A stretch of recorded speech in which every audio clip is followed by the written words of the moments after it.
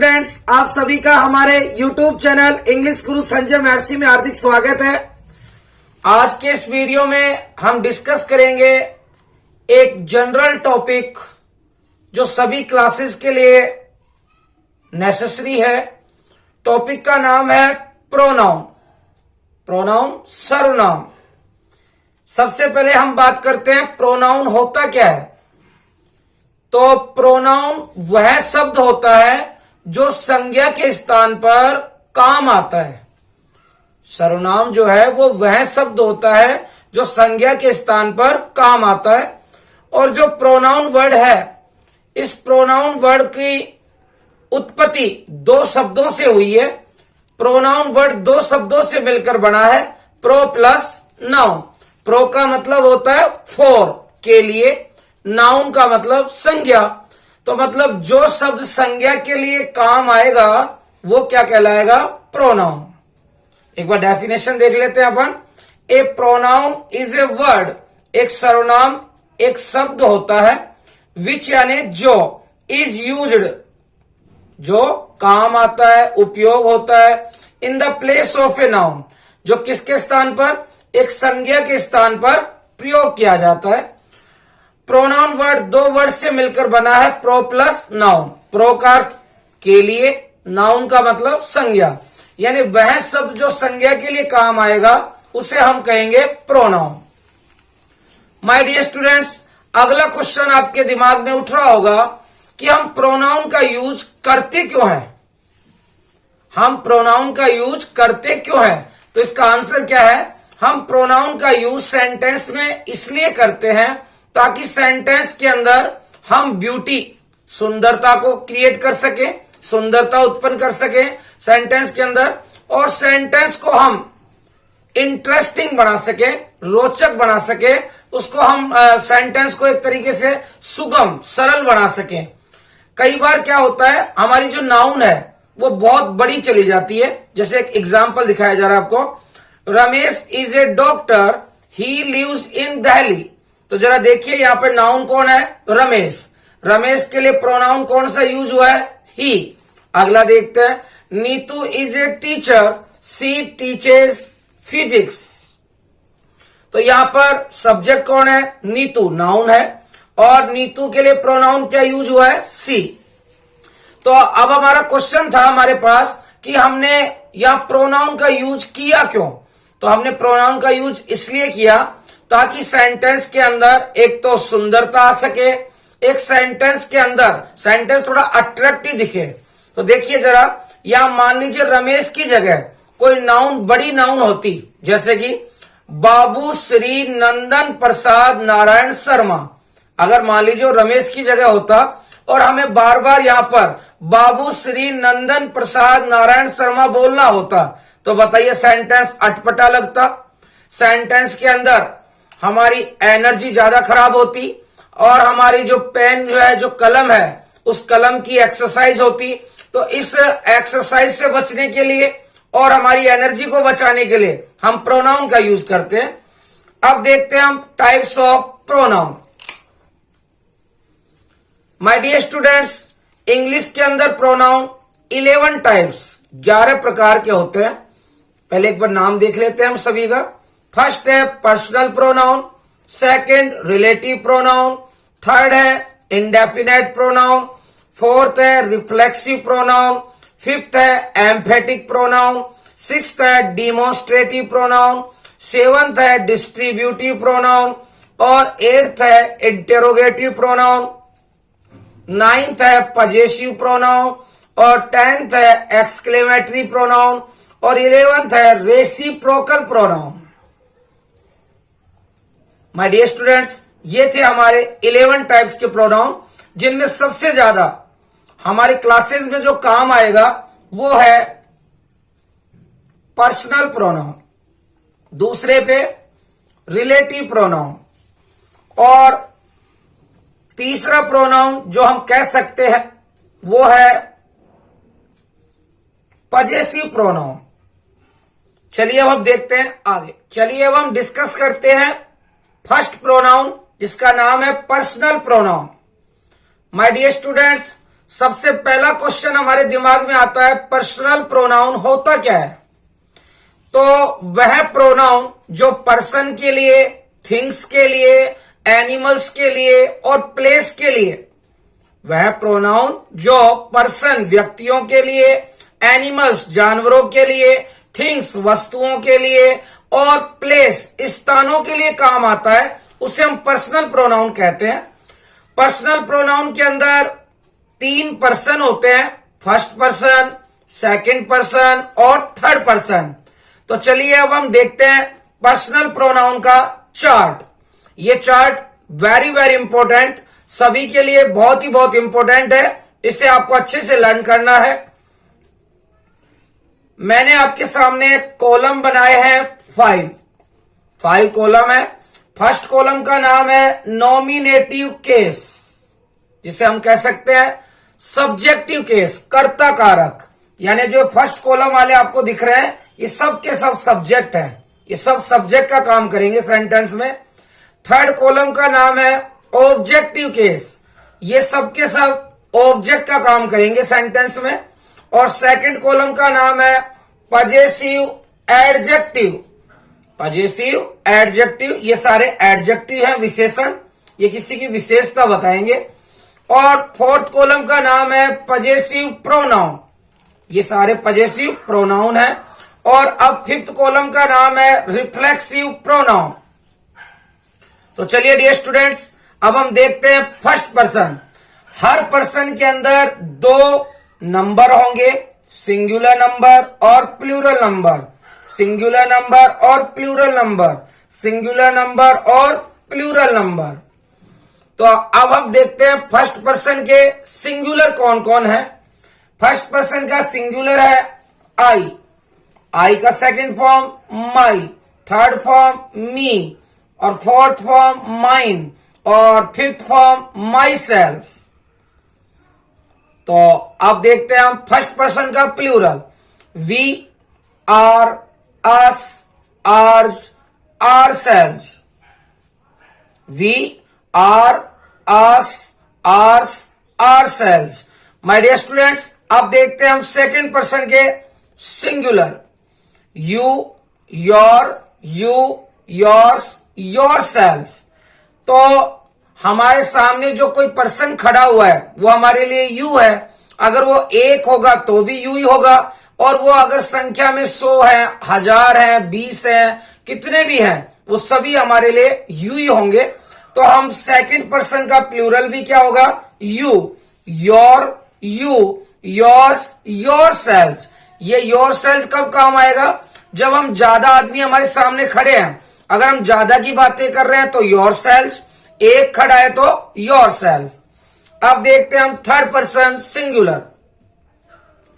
Third person singular में क्या क्या आता है, ही, सी और इट।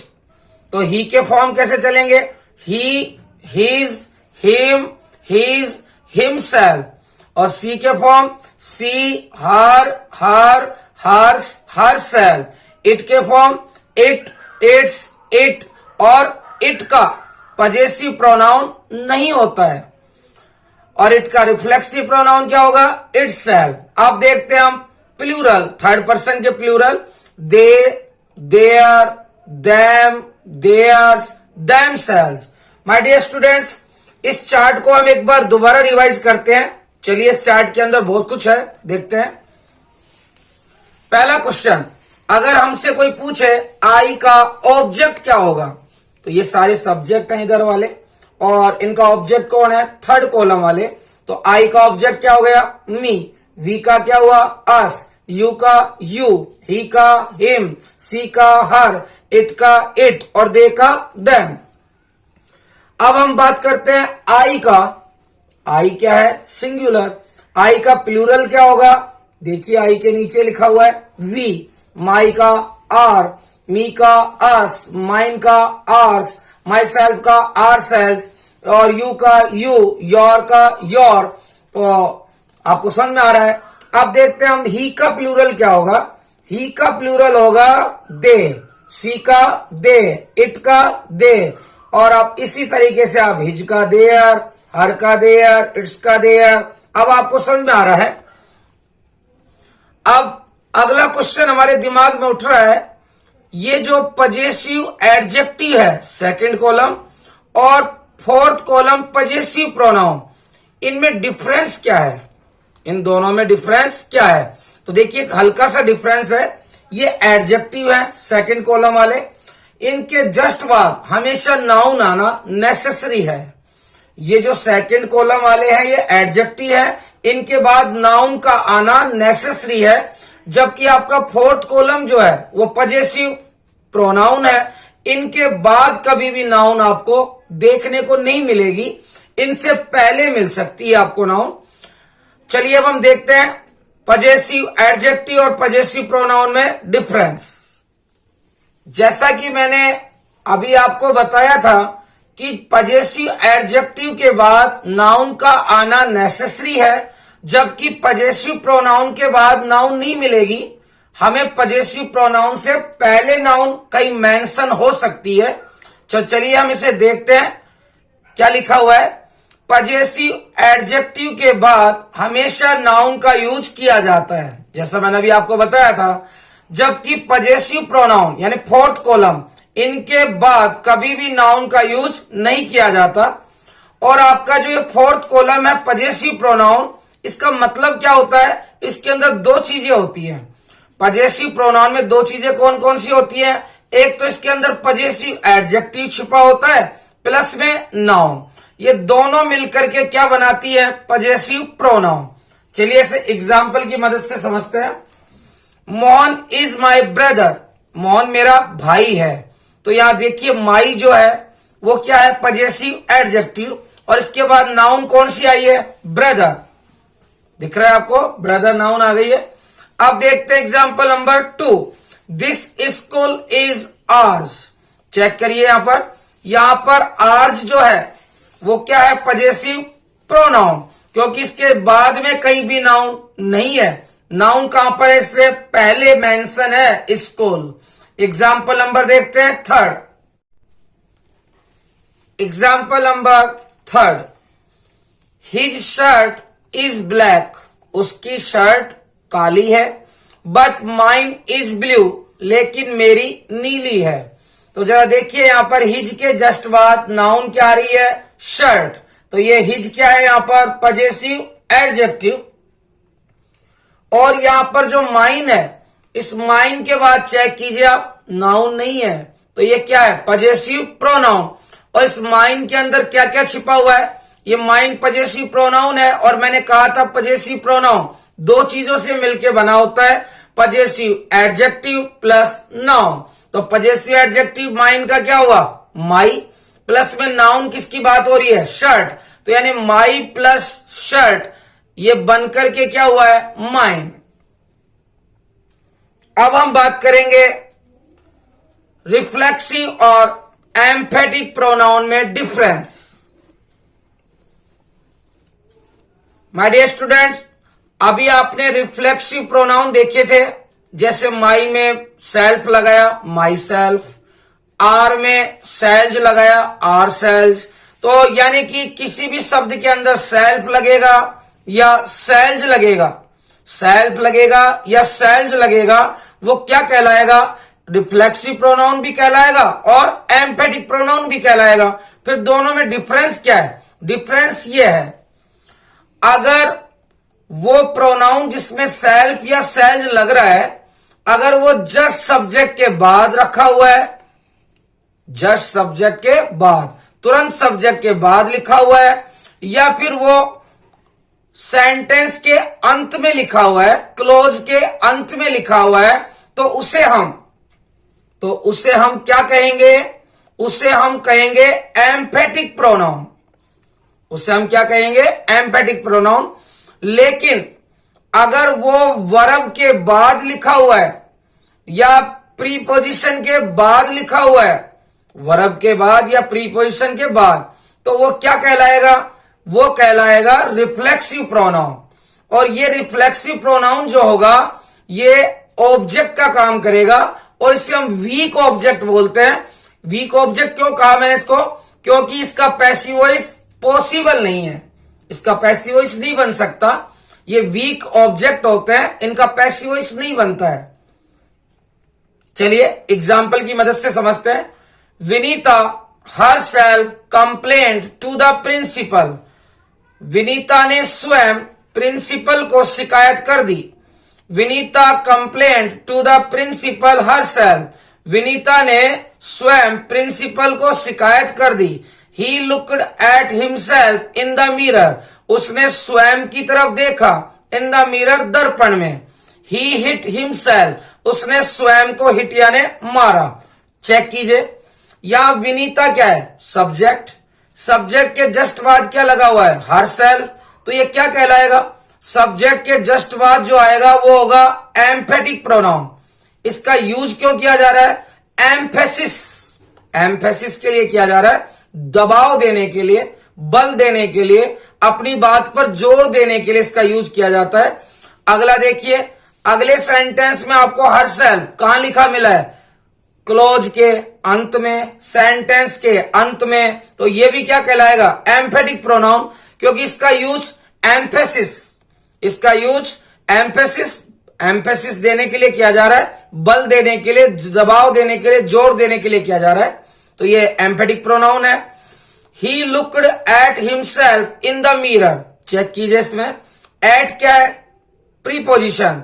प्रीपोजिशन के बाद हिमसेल्फ आ रहा है, तो ये क्या है, ये है रिफ्लेक्सिव प्रोनाउन।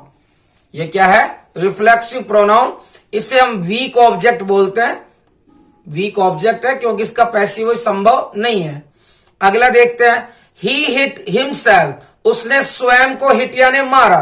तो हिट क्या है, वर्ब है, और वर्ब के बाद हिमसेल्फ लिखा है, तो ये क्या है, वर्ब के बाद लिखा होगा या प्रीपोजिशन के बाद लिखा होगा, वो क्या कहलाता है, रिफ्लेक्सिव प्रोनाउन। और ये रिफ्लेक्सिव प्रोनाउन है, ये वीक ऑब्जेक्ट है, इसका पैसिव वॉइस पॉसिबल नहीं है। तो माय डियर स्टूडेंट्स, ये था हमारा टॉपिक प्रोनाउन। उम्मीद करता हूं आपको वीडियो अच्छा लगा होगा। तो आप इस वीडियो को ज्यादा से ज्यादा शेयर करें, लाइक करें, और अब तक किसी ने भी हमारे चैनल को सब्सक्राइब नहीं किया है वो प्लीज चैनल को सब्सक्राइब करें, ताकि आपको ऐसे ही इंटरेस्टिंग वीडियोज के नोटिफिकेशन जल्दी मिल सके। Thanks for watching.